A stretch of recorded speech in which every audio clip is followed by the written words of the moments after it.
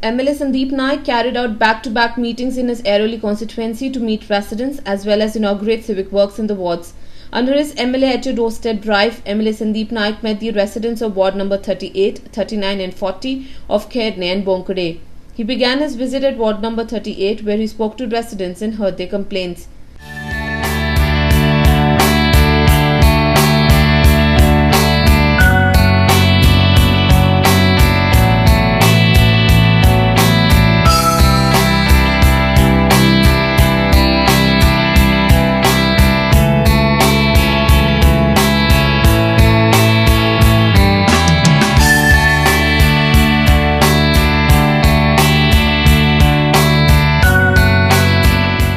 He then headed to the NCP office at Bonkade where several residents had gathered to share their grievance with their MLA.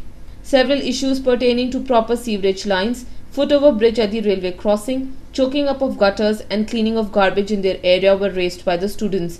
One of the major concerns raised was the congestion in the area due to haphazard construction, which was also highlighted by the MLA. यहाँ पे गावठान का विस्तार हुआ है।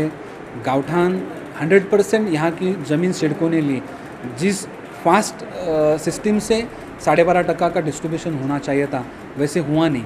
अभी परिवार बढ़ रहे हैं तो उनको और जगह की ज़रूरत है, लेकिन जो भी विकास हो रहा है वो प्लानिंग से होना ज़रूरी है।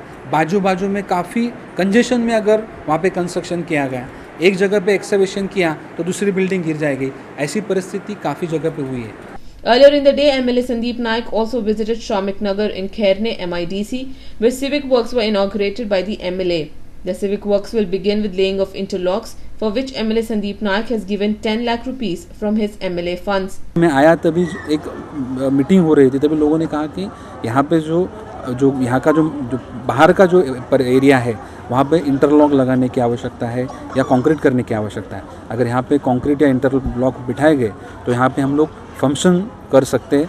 और यहाँ पे जो दुर्गंधी पसरती है, बारिश के बाद यहाँ पे कीचड़ होता है और क्लीनलीनेस करने को लोगों को तकलीफ होती है। अगर इंटरलॉक लगाए गए तो फंक्शन होंगे, यहाँ की जो स्वच्छता यहाँ पे रखी जा सकती है। इसलिए आमदार निधि से मैंने यहाँ पे 10 लाख का निधि दिया है।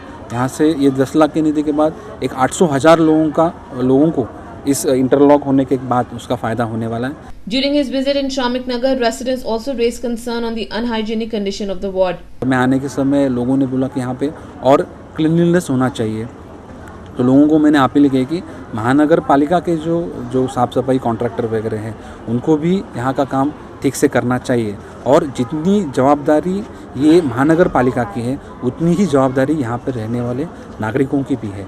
जिस तरीके से हम हमारा खुद की रूम साफ़ रखते हैं वैसे आजू बाजू का परिसर भी साफ़ रखना आवश्यक है।